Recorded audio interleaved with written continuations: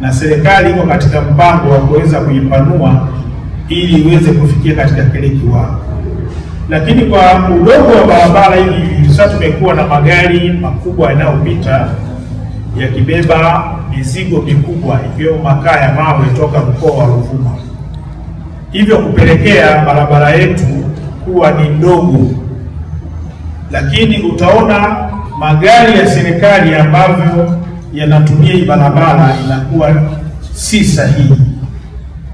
Magari yanakuwa na overspeed katika maeneo ambayo ni maeneo ya kutembea kwa mwendo wa 50.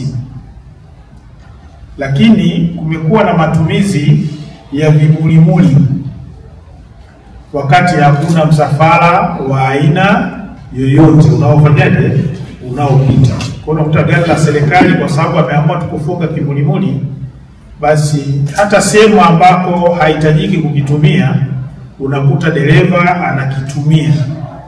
Yote hiyo ni kupelekea mwendo kasi, na mwisho wa mwendo kasi ni ajali, kwa sababu kuna sehemu utaingia kwa spidi, utashindwa kulikontrol hilo gari na mwisho wa siku utafanya ajali ambayo itakatisa ile safari ambayo ulikuwa unakwenda nayo.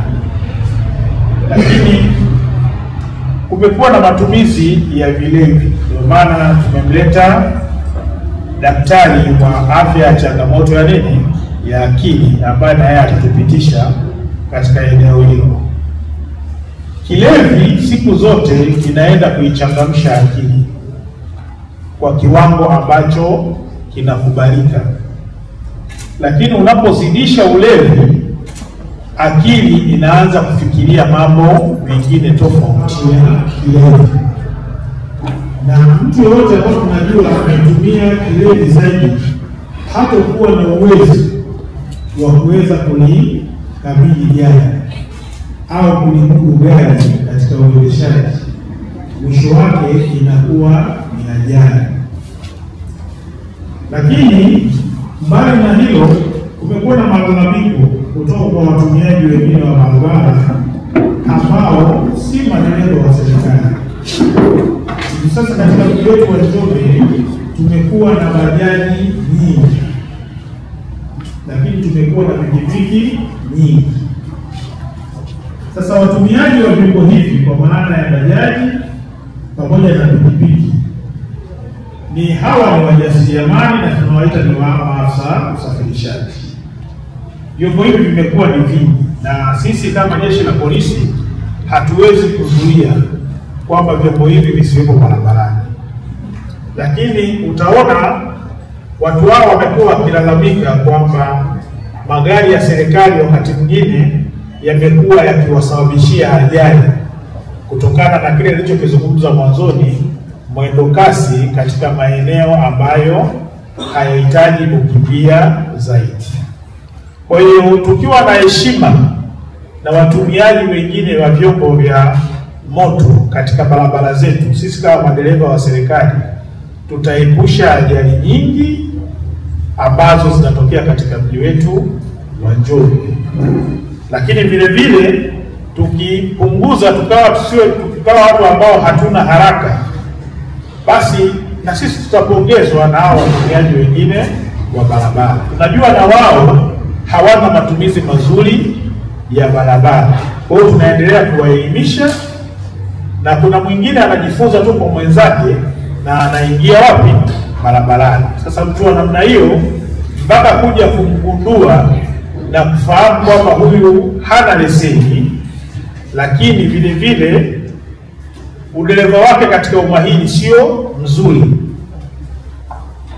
inachukua muda mpaka utakapokuwa umekamata kile chombo au chombo kile kiwe kimefanya tatizo fulani ambalo litapelekea kuweza kukamatwa na askari wa usalama barabarani.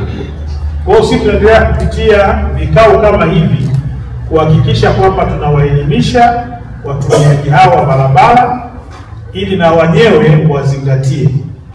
Kuna kipindi unaona kabisa kwamba ukiwa unatembea barabarani kunakuwa na bajaji 4-5 na zote zinafukuzana kuwahi abiria, lakini na wewe kama dereva wa serikali unataka kumwaisha bosi mapema ofisini, na wewe unajiunga nao katika kutenda makosa kwa kuovertake sehemu ambazo hazistahili kufanyaje kuovertake.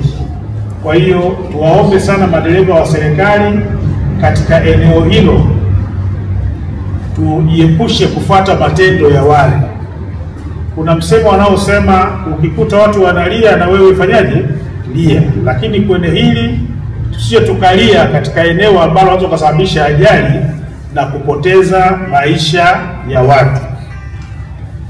Katika eneo lingine ambalo napenda kulizungumzia ni uzingatiaji wa zile alama za usalama barabarani. Tunaamini madereva wote wa serikali ni madereva ambao mmepita katika vyuo na mnajua alama zote za usalama barabarani.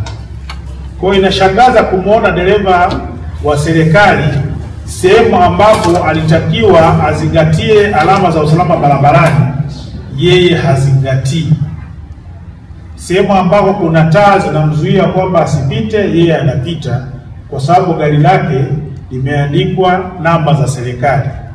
Anaamini watu wote watajua kwa sababu hii ni namba ya serikali, mimi napita. Hapana. Unapokosea au unaposhindwa kuzingatia zile alama za usalama barabarani, hatua zitachukuliwa. Na hii si kwa madereva wa taasisi zingine za serikali, hata sisi jeshi la polisi tunachukua hatua kwa madereva wetu pale tunapoona wameshindwa kuzingatia zile alama za barabarani. Kuna siku nilikuwa natoka Makambako, gari imekamatwa kwa overspeed, lakini katika mteremko wetu wa Ruhuji hapo bado ilitufuka tena sisi kwa speed vile vile. Kwa utaona namna gani madereva wa serikali ambao hawazingatie eneo lile, kwa sababu lile eneo ni hatari, ni lazima uangalie mbele na ujiridhishe. Na zile sehemu ambazo unazokataza wewe usilipite gari lingine, zingatia ili mwisho wa siku kuepusha ajali. Tunajua walio wengi miongoni mwenu mnazingatia hizo sheria au mnazingatia hizo alama za barabarani, lakini wachache wetu wanatusababisha na sisi tuonekane tunavunja hizo sheria na kuweza kulalamikiwa na hao wadau wengine au watumiaji wengine wa barabara ambao sio madereva wa serikali. Kwa siku ya leo ni siku maalum ya kukumbushana katika haya ambayo tumeyazungumza, na katika hili naomba mlizingatie sana ili mwisho wa siku tuepushe haya malalamiko ambayo yanatujia kwetu. Baada ya kusema hayo, mimi niwashukuru sana na nitamke tu kwamba mafunzo haya nimeyafungua rasmi. Nyote madereva mtakuwepo hapa kwa muda kwa ajili ya kupitishwa katika haya ambayo yapo, lakini mimi kama kamanda na majukumu mengine kwa nitawaacha mkiwa mnaendelea na watu wa dawati la usalama barabarani ili waweze kusimamia hili kupitia kwa mkuu wa polisi wilaya na mkuu wa trafiki wa mkoa katika kuhakikisha kwamba jambo hili linakwenda vizuri na linaisha vizuri. Nipende kurudia tena kuwashukuru madereva wote ambao umefika kutoka katika halmashauri zetu hizi tatu, lakini vile vile madaktari, watu kutoka TAMESA, lakini vile vile na chuo chetu cha ECOS kwa kuja siku ya leo kuhakikisha kwamba madereva wa serikali kuna jambo ambalo watalipata ili kuhakikisha kwamba wote wanatoka wakiwa wako vizuri na tutapunguza hizi ajali ambazo zisizo na lazima zinazojitokeza katika maeneo yetu. Nawashukuru sana.